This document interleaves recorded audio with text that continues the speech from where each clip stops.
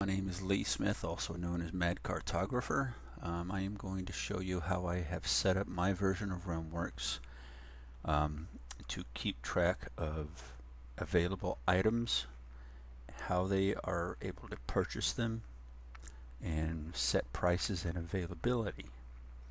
Okay, so here is my version of RealmWorks, and in the mechanics reference, under equipment, I have listed all kinds of items and stuff, weapons, things that they can actually purchase.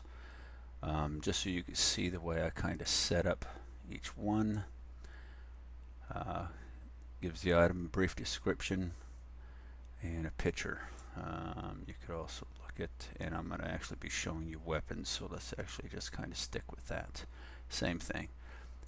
Brief description. I play Castles and Crusades, not Dungeons and Dragons, so some of my information is just a little bit different. Game information and a picture. What I also did way down here is I set up a bunch of merchants. Okay, right here's the weapons, since we will be dealing with weapons. And the first part is melee weapons, and the last part is ranged weapons.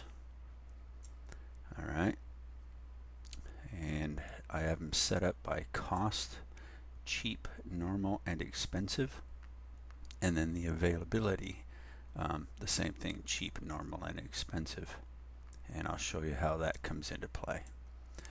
So what I did in the World Almanac, in places, and I did this in Ulig Tor. If you actually go to the city of Bremel, over to here, here's a picture of it. So if my characters are in this city and they go here to Trevor's weaponry, here is Trevor's weaponry. Okay. This is just a brief description. Trevor sells goods, weapons, used and new.